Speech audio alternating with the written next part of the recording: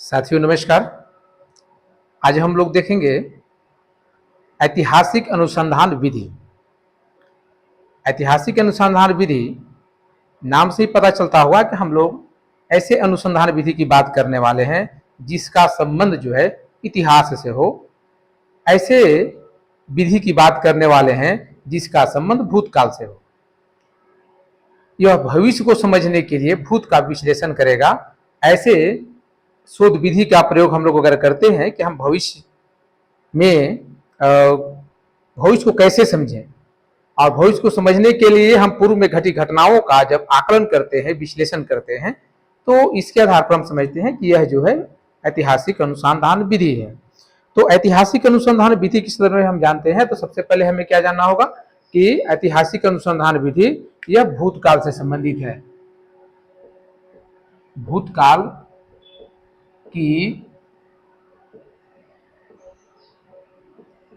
घटनाओं का अध्ययन। भूतकाल में जो घटनाएं घटी हैं, पहले जो घटनाएं घट गई हैं, उसको हम लोग ऐतिहासिक अनुसंधान विधि कहेंगे। इसके संदर्भ में कुछ विद्वानों ने, जो शिक्षा के क्षेत्र के विद्वान हैं, उन्होंने ऐतिहासिक अनुसंधान विधि के संदर्भ में जो बातें कही हैं, जो उन्होंने उसे परिभाषित करने का प्रयास किया है, उसमें एक नाम आता है जॉन डब्ल्यू वेस्ट का। जॉन डब्ल्यू वेस्ट, इनका नाम आता है। ये जो परिभाषित करते हैं, कहते हैं कि ऐतिहासिक अनुसंधान का संबंध ऐतिहासिक समस्याओं के वैज्ञानिक विश्लेषण से है। किसे है? ऐतिहासिक अनुसंधान का संबंध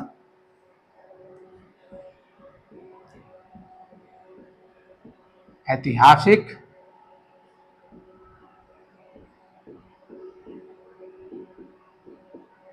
अनुसंधान का संबंध किसे है? इतिहास में घटी घटनाओं से, यानी कि ऐतिहासिक समस्याओं के।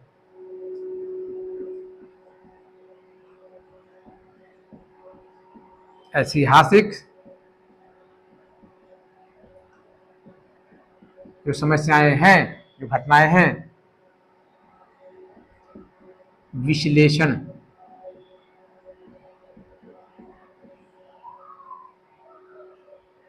ऐतिहासिक समस्याओं के विश्लेषण से है। इसके विभिन्न पद भूत के संबंध में एक नई सूझ पैदा करेंगे। इसमें इसके जो स्टेप्स होंगे, जिसका अध्ययन हम लोग करने वाले हैं, वो स्टेप आप देखेंगे कि वो इतिहास, पूर्व में घटी घटनाएं, भूतकाल में घटी घटनाओं का, उसके समझ पैदा की जा रही है। और जिसका संबंध, यानी कि भूतकाल के घटनाओं का संबंध वर्तमान और भविष्य से होता है। यानी कह सकते हैं कि इसके विभिन्न पद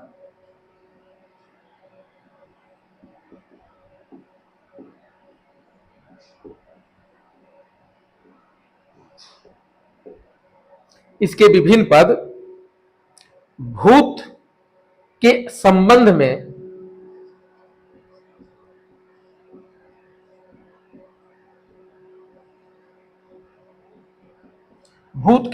में एक नई सूझ पैदा करते हैं।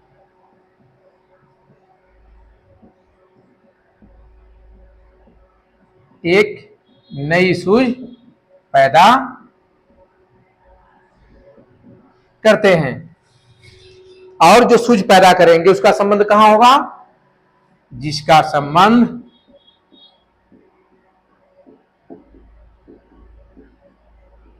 वर्तमान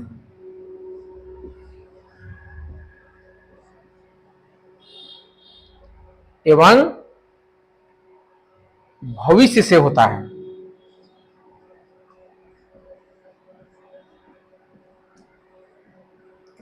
भविष्य से होता है।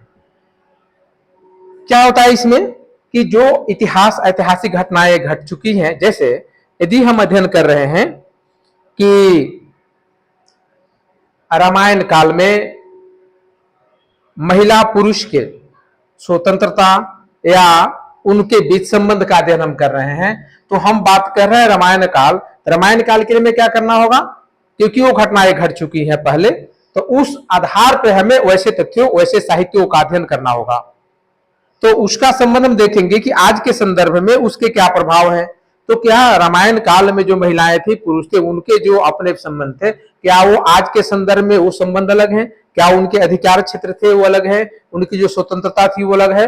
तो उसका तुलनात्मक अध्ययन या उसका हम लोग करेंगे। हाँ, ये भी अध्ययन कर सकते हैं कि जो घटनाएं पहले घटी थी किस कारण घटी थी, और जो घटनाएं पहले घटी थी अगर वैसा ही इंसिडेंस, वैसा ही कोई घटना अभी घट रहा है तो हम कह सकते हैं कि भविष्य में ऐसे परिणाम निकल करके आएंगे। तो ये किनका कहना है? जेएनडब्ल्यू बेस्ट का।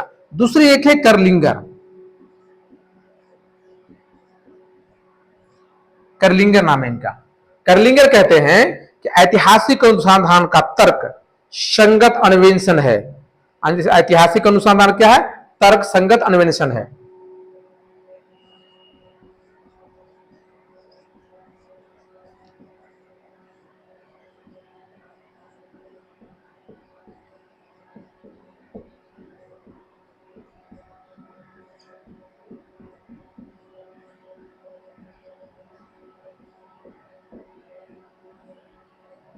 तर्क संगत अन्वेषण है। इसके द्वारा अतीत की सूचनाओं एवं सूचना स्रोतों के संबंध में प्रमाणों की वैधता का सावधानी पूर्वक परीक्षण किया जाता है और परीक्षण किए गए प्रमाणों की सावधानी पूर्वक व्याख्या की जाती है।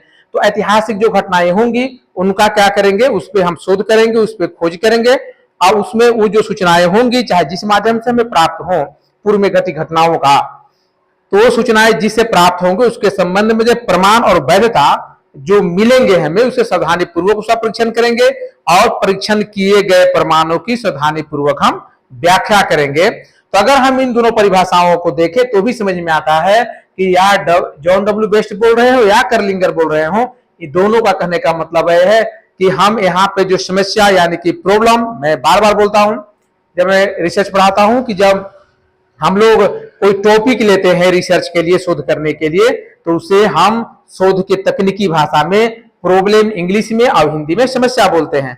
तो यहाँ जैसे कहा गया है ऐतिहासिक समस्याओं का विश्लेषण, तो ऐतिहासिक समस्याओं पे हम प्रकरण पे अध्ययन करने जा रहे हैं।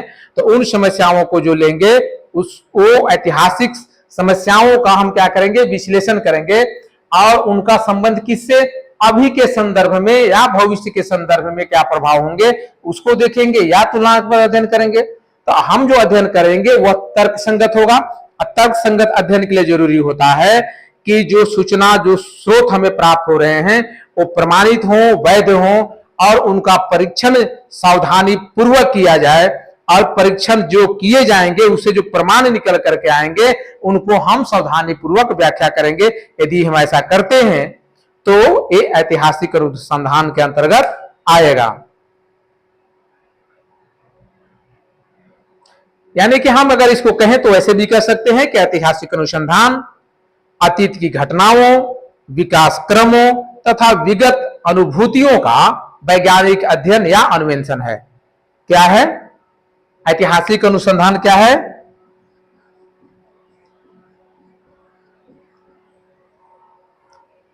अतीत की घटनाओं,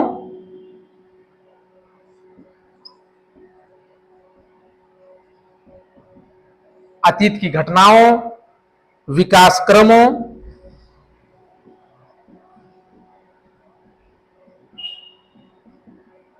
विकास क्रमों तथा विगत अनुभूतियों का, यानी कि पहले की जो अनुभूतियां हैं, विगत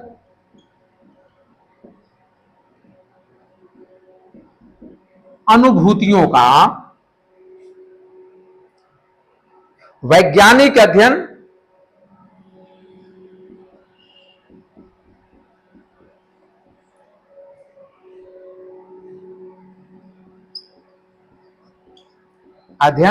या अन्वेषण, जिसको खोज बोलते हैं, अन्वेषण।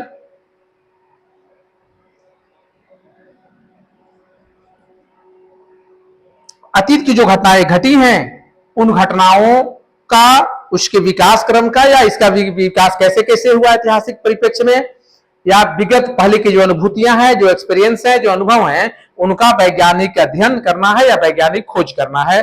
तो ऐसे हम करते हैं तो कहा जाएगा ऐतिहासिक अनुसंधान की विधि। ऐतिहासिक अनुसंधान के संदर्भ में हम लोग आगे देखते हैं।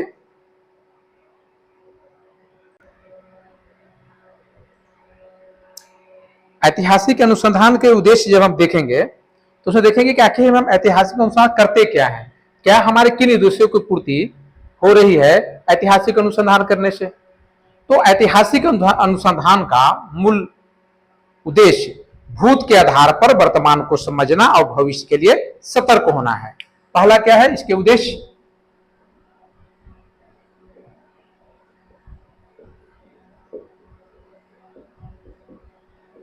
भूत के आधार पर वर्तमान को समझना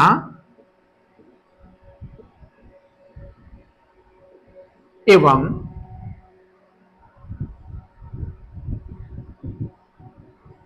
भूत के आधार पर वर्तमान को समझना एवं भविष्य के लिए सतर्क होना है।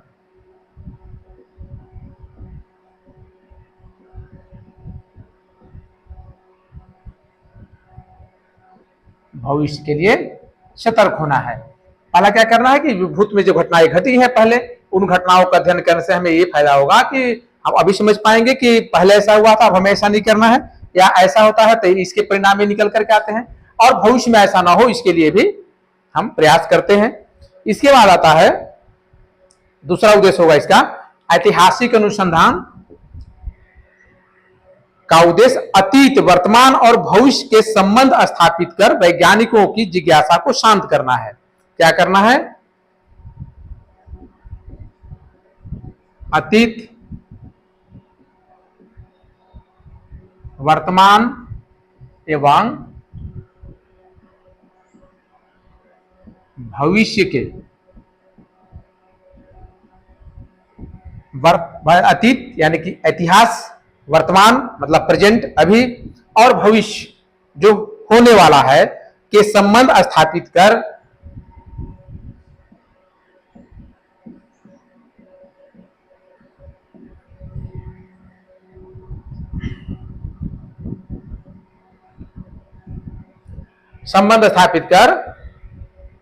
वैज्ञानिकों की जिज्ञासा को शांत करना है।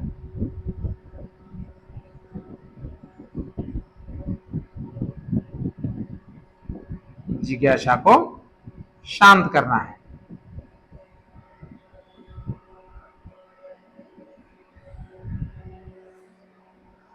तीसरा उद्देश्य क्या होगा, तीसरा उद्देश्य होगा कि ऐतिहासिक अनुसंधान का तीसरा उद्देश्य होगा कि अतीत के परिप्रेक्ष्य में वर्तमान की घटनाक्रमों पर अध्ययन कर भविष्य में इसकी सतर्कता को ज्ञात करना है। अतीत के परिप्रेक्ष्य में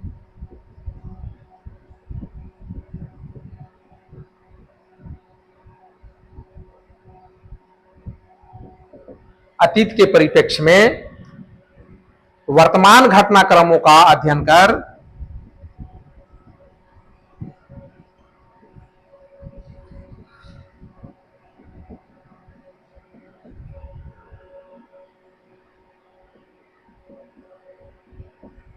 वर्तमान घटनाक्रम जो भी हो रहे हैं उसका अध्ययन करके भविष्य में इनकी सतर्कता को ज्ञात करना है। भविष्य के लिए सतर्कता को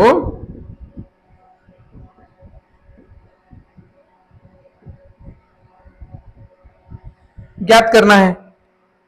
ये हो गए इसके उद्देश्य।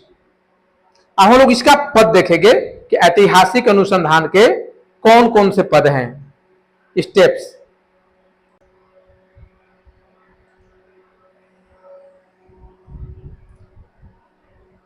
पद यानी कि स्टेप्स, कौन कौन से स्टेप इसके होते हैं।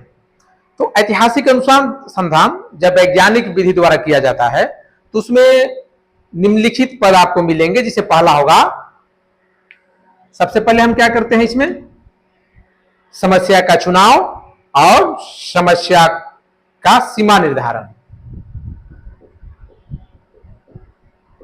समस्या का चुनाव या चयन एक ही है, और समस्या का सीमा निर्धारण।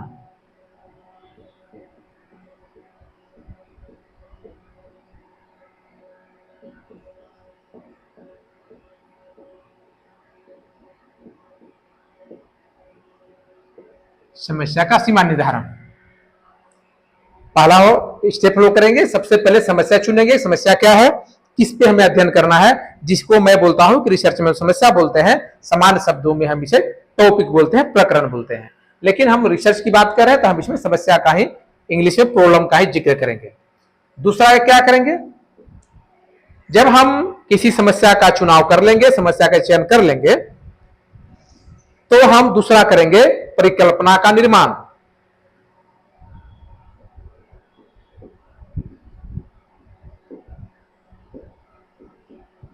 हम क्या करेंगे, फिर परिकल्पना का निर्माण करेंगे, यानी कि हाइपोथेसिस का निर्माण करेंगे। इसको कह सकते हैं selection of problem and delimitation कह सकते हैं। सिलेक्शन ऑफ प्रॉब्लम पहला होगा और साथ में डिलिमिटेशन, सीमा निर्धारण। दूसरा होगा हाइपोथेसिस,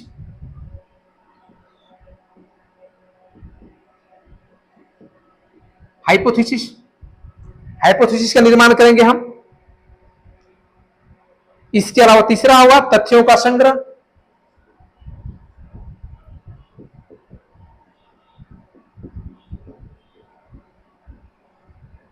तथ्यों का संग्रह, और संग्रहित तथ्यों की प्रामाणिकता की जांच भी करेंगे।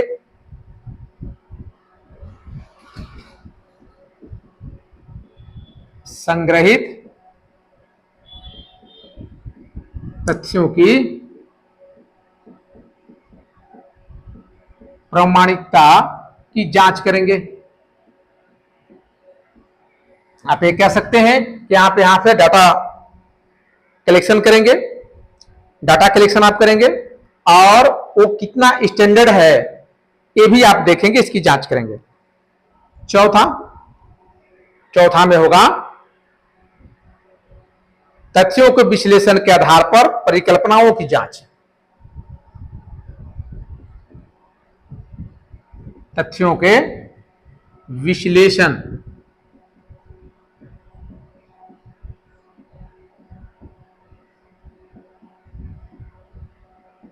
आधार पर परिकल्पनाओं की जांच।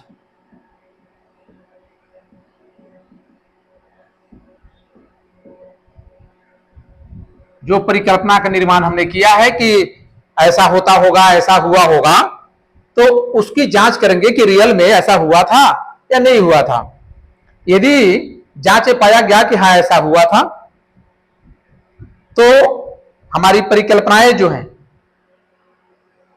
वो स्वीकार होंगी। अगर ऐसा नहीं हुआ था, हमने माना कि ऐसा हुआ था, वो परिणाम में आए विश्लेषण के बाद कि ऐसा नहीं हुआ था, तो हमारी परिकल्पनाएं अस्वीकृत हो जाएंगी, रिजेक्ट हो जाएंगे। जब मैं हाइपोथेसिस पढ़ा रहा था तो मैंने इस चीज को बताया है, आप लोग उसे पहले के रिसर्च वाले वीडियो में जाकर के देख लेंगे।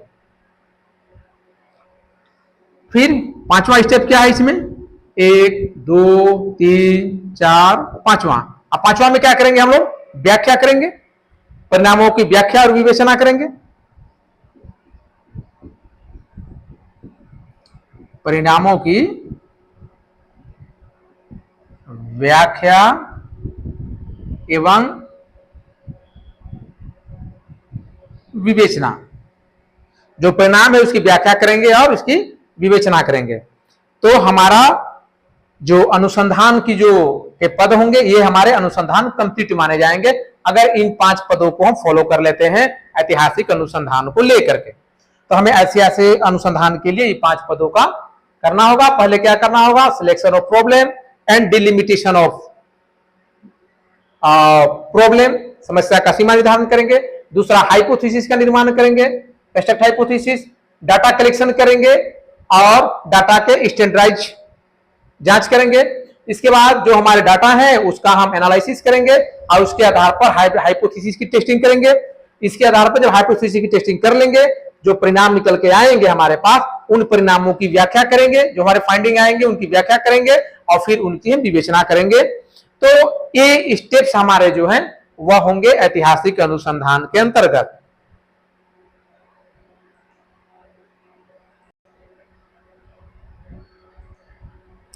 अब हम लोग देखेंगे ऐतिहासिक साक्ष्यों के स्रोत, क्योंकि हम ऐतिहासिक अध्ययन कर जा रहे हैं, इसके जो साक्ष्य हमें जो प्राप्त होंगे उसके स्रोत क्या होंगे।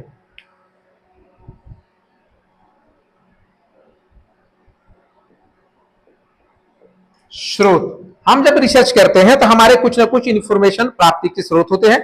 तो हम जो है जो डाटा जो सूचनाएं हमें मिलती है उसे हम यहाँ पे इसमें साक्ष्य बोलेंगे और उस साक्ष्यों के स्रोत के बारे में जानेंगे। तो जब हम डाटा कलेक्शन करते हैं, जो हमारे पास निकल करके आते हैं वो दो प्रकार की सूचनाएं निकल करके आती हैं।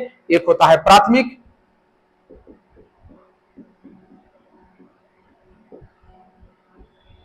स्रोत और दूसरा होगा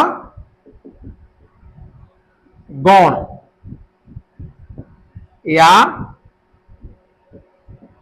द्वितीय स्रोत। इसे हम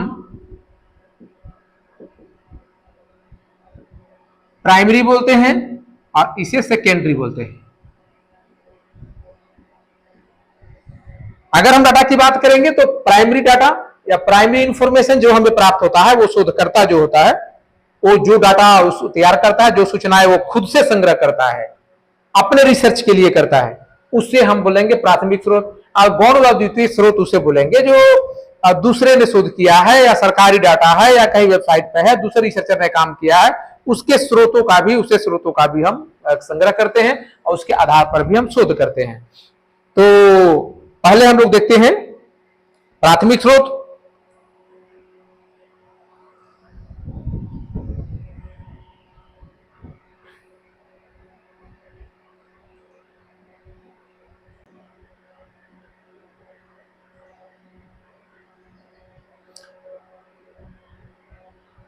तो प्राथमिक स्रोत में हमने क्या बताया कि जब कोई अनुसंधानकर्ता अध्ययन क्षेत्र में जाकर के अध्ययन इकाइयों से स्वयं या अपने सहयोगी जो रखता है वो अनुसंधानकर्ताओं के द्वारा संपर्क करके तथ्यों का संकलन करता है और यह तथ्य संकलन का प्राथमिक स्रोत कहलाता है।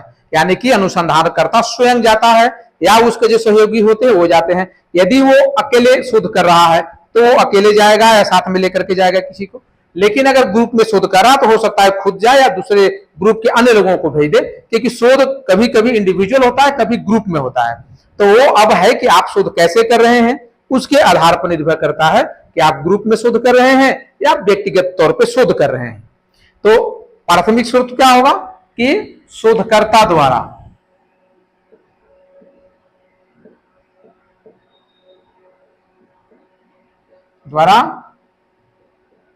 प्राप्त, ठीक है, शोधकर्ता द्वारा प्राप्त होता है, अनुसंधानकर्ता द्वारा प्राप्त होता है। जो उसके लिए प्रथम समय तो ऐसा वो करता है तो उसे हम लोग बोलेंगे प्राथमिक स्रोत, जिसमें आप कह सकते हैं कि मौलिक अभिलेख जो किसी घटना या तथ्य के प्रथम साक्षी होते हैं। जैसे मैं शोध कर रहा हूं, मैं गया किसी घटना या कुछ अभिलेख, डॉक्यूमेंट्स, बुक्स या अन्य कुछ एविडेंस हमें मिले हैं, कुछ साक्ष्य मिले हैं, तो उसके प्रथम बार जो हमें मिलते, प्रथम बार हम जो कलेक्शन करते हैं उसे हम प्राथमिक स्रोत कहते हैं।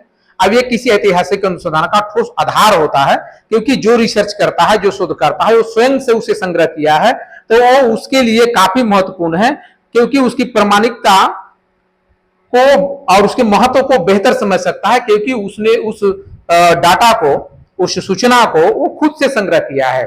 एक दूसरे से प्राप्त सूचनाएं थोड़ी अधूरी हो सकती हैं या जरूरी हो कि पता नहीं वो कैसा शोध किया है, दूसरे की सूचनाओं का अगर हम प्रयोग करते हैं तो इसे हम द्वितीयक जो होता है या दूसरा जो स्रोत होता है या गौण स्रोत होता है उसे हम ज्यादा महत्व नहीं देते। उसे महत्व इसीलिए देते हैं कि पहले शोध किए गए हैं तो देखते हैं कि हमारे परिणाम के अनुसार उनके परिणाम कैसे आए हैं। लेकिन शोध में सबसे ज्यादा जो महत्वपूर्ण होगा वो हमारे परिणाम महत्वपूर्ण होंगे जो हमने उस सूचनाओं को प्राप्त किया है, वो सूचनाएं, वो स्रोत हमारे लिए ज्यादा महत्वपूर्ण होंगे। प्राथमिक स्रोत किसी एक महत्वपूर्ण अवसर का मौलिक अभिलेख होता है। कैसा होता है? एक मौलिक अभिलेख है, क्योंकि वो प्रथम बार शोधकर्ता द्वारा किया जा रहा है या तो प्रत्यक्षदर्शी द्वारा एक घटना का विवरण होता है जो हम किसी से पूछ रहे हैं कि ये कैसे ऐसे हुआ था, यहाँ क्या हुआ था, और उसके आधार पर कोई व्यक्ति मौखिक तरीके बोलता है, हम उसको रिकॉर्ड करते हैं या उसके बारे में लिखते हैं, तो ये भी कहा जाएगा कि भी प्राथमिक स्रोत के अंतर्गत आता है। या फिर किसी किसी संगठन की बैठक का विस्तृत विवरण होता है कि जब कोई व्यक्ति समूह में किसी काम को कर रहा है और जब उससे जो स्रोत निकल करके आते हैं, जो सूचनाएं निकल करके आती हैं, तो उसे भी हम प्राथमिक स्रोत कहते हैं, क्योंकि वो सूचनाएं हमें डायरेक्टली प्राप्त हो रहे हैं। आज प्राथमिक स्रोत का उदाहरण देखें तो क्या क्या आएंगे।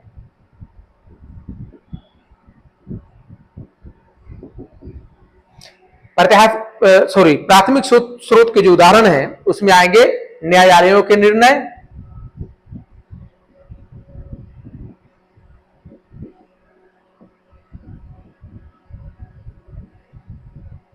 अगर न्यायालय ने कोई निर्णय दिए हैं और उस निर्णय को हम प्रयोग कर रहे हैं अपने रिसर्च में, तो आप कह सकते हैं कि यह जो है वो प्राथमिक स्रोत है। जैसे अभी जो मामले आए थे वाराणसी में काशी विश्वनाथ को लेकर के और वहां पे एक मस्जिद को लेकर के, तो न्यायालय के निर्णय आए। अब उस पर जो शोध करेगा न्यायालय के निर्णय को वो खुद उसकी कॉपी ले रहा है, तो उसे वह प्राथमिक स्रोत माना जाएगा। फिर होता है अधिकार पत्र।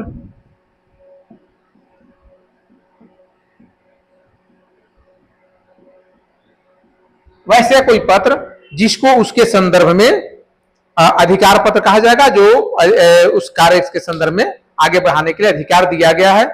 फिर आएगा अनुमति पत्र।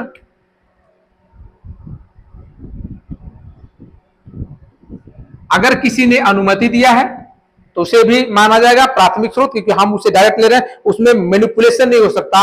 जो अनुमति पत्र पहले है वही है, जो अधिकार पत्र पहले है वही है, न्यायालयों को जो निर्णय उस समय आए थे वही है, तो ये इसमें कोई मैनिपुलेशन नहीं हो रहा है, कोई बदलाव नहीं हो रहा है, इसलिए वह प्राथमिक स्रोत माना जाएगा। इसके बाद है घोषणा पत्र, कुछ घोषणा की गई हो तो भी प्राथमिक स्रोत आएगा। आत्मचरित्र विवरण,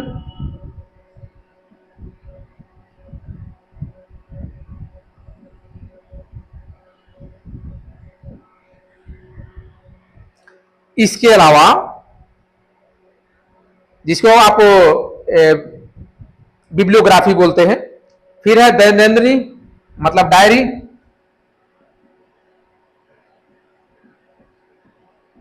जिसे आप डायरी भी बोलते हैं। इसके अलावा कार्यालय संबंधी अभिलेख, जो कार्यालय से आप मांग रहे हैं रिकॉर्ड।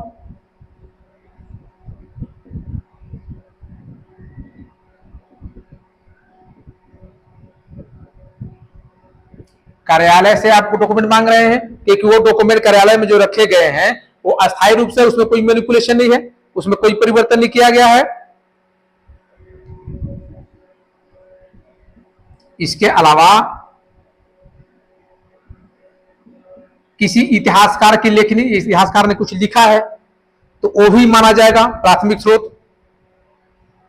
या कोई विज्ञापन पत्र निकाला गया है उसके संदर्भ में जिस पे आप शोध कर रहे हैं, तो भी प्राथमिक स्रोत माना जाएगा। इसके अलावा कोई रसीद, अगर कटा हुआ है रसीद आपको मिलता है पुराना कोई भी ऐसा रसीद, तो भी प्राथमिक स्रोत माना जाएगा। उस समय छपा हुआ समाचार पत्र, जो छपा हुआ था, वो घटना घटी थी उस समय का छपा हुआ समाचार पत्र, इसे भी आप प्राथमिक स्रोत मानेंगे। और कुछ पत्रिकाएं जहां से आप सूचनाएं प्राप्त कर रहे हैं, ये सभी क्या है? प्राथमिक स्रोत माने जाएंगे। ये सब क्या माने जाएंगे? प्राथमिक स्रोत। तो फिर आगे हम लोग देखेंगे गौण स्रोत के बारे में। गौण स्रोत से मतलब क्या होता है कि शोधकर्ता द्वारा स्वयं से वो सूचनाएं या वो एविडेंस, वो साक्ष्य संग्रह नहीं किए गए हैं, वो साक्ष्य संग्रह दूसरों के द्वारा किए गए हैं, या वो संग्रह करके दूसरे ने उसको उस पर कार्य किया है। तो इसे हम कह सकते हैं कि जब साक्ष्यों को प्रमुख स्रोत उपलब्ध नहीं होते हैं जैसे मेरे पास ये सभी एविडेंस की मैंने बात जो लिखा प्राथमिक स्रोत, ये अगर मेरे पास अवेलेबल नहीं है, तब कुछ ऐतिहासिक अनुसंधान अध्ययनों को आरंभ करने एवं विधिवत ढंग से कार्य करने के लिए इन साक्ष्यों की आवश्यकता होती है कि हमारे पास हम प्राथमिक स्रोत मुझे नहीं मिल रहे हैं इस विषय पर अध्ययन करने के लिए, तो हम क्या करेंगे कि पहले से जो स्रोत अवेलेबल हैं उन स्रोतों का प्रयोग हम रिसर्च में करते हैं। तो गौण स्रोत का लेख, जो गौण स्रोत यानी कि सेकेंडरी, जिसको हम लोग बोलते हैं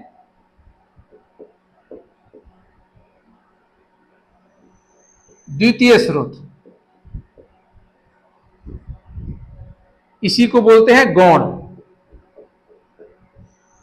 इसी को हम लोग बोलते हैं सेकेंडरी रिसोर्स, जिसे आप प्राप्त कर रहे हैं। तो गौण स्रोत का लेखक घटना के समय उपस्थित नहीं होता है, बल्कि वह केवल जो व्यक्ति वहां उपस्थित थे उन्होंने क्या कहा, क्या लिखा, इसका उल्लेख और विवेचना करता है और उसी को वो अपना एक स्रोत मान लेता है और उसी के आधार पर वो शोध करता है। एक व्यक्ति जो ऐतिहासिक तथ्य के विषय में तत्कालिक घटना से संबंधित व्यक्ति के मुंह से सुने गए वर्णन को अपने शब्दों में व्यक्त करता है, उस घटना के संदर्भ में नहीं था, उस घटना के बारे में केवल सुना है, इसलिए वो कह पा रहा है। तो वैसे स्रोतों को आप मानेंगे कि ये द्वितीयक और गौण स्रोत होंगे। तो मतलब दूसरे व्यक्ति द्वारा वर्णन किए गए घटनाओं के बारे में उसे हम द्वितीयक स्रोत मानेंगे, जिसमें एक सत्य का अंश रहता है, किंतु प्रथम साक्ष्य से द्वितीय स्रोत तक पहुंचते पहुंचते वास्तविकता में कुछ परिवर्तन आ जाता है, जिसके उसके दोष युक्त होने की संभावना रहती है। जैसे किसी ने कुछ कहा, आपको उसने कुछ इंसिडेंट देखा, इंसिडेंट देखने के बाद आपको बताया गया कि हाँ ऐसा ऐसा हुआ था, वो व्यक्ति ने दूसरे को बताया, और जरूरी नहीं है कि जो घटनाएं जैसी घटी हुई हो, जो व्यक्ति आपको बता रहा है वास्तव में घटनाओं का हूबहू बता रहा हो, जरूरी नहीं है, उसमें कुछ परिवर्तन हो सकते हैं। तो जब आप घटना के समय नहीं थे या घटना के एविडेंस आपके पास डायरेक्टली नहीं है और कहा गया कि हाँ ऐसा है, ऐसा मैंने देखा है, तो उससे आप द्वितीयक स्रोत कहेंगे, क्योंकि वो उसमें जो है सूचनाओं में मैनिपुलेशन हो सकता है, जो इन्फॉर्मेशन आप तक पहुंच रहे हैं उसमें कुछ परिवर्तन हो सकता है। एक व्यक्ति ने दूसरे कहा, दूसरे ने तीसरे से कहा, और इस प्रकार से बातों में परिवर्तन आ जाता है, और ये जो स्रोत होंगे वो कहे जाएंगे द्वितीयक स्रोत, सेकेंडरी रिसोर्सेस। तो उसमें दोष की संभावना होती है, प्राथमिक में दोष की संभावना नहीं होती है। इसके अलावा अधिकांश ऐतिहासिक पुस्तकें और कुछ कुछ तथ्य जो मिलते हैं दूसरों के माध्यम से, उसे हम कह सकते हैं कि ये जो है यह द्वितीयक स्रोत है, गौण स्रोत है।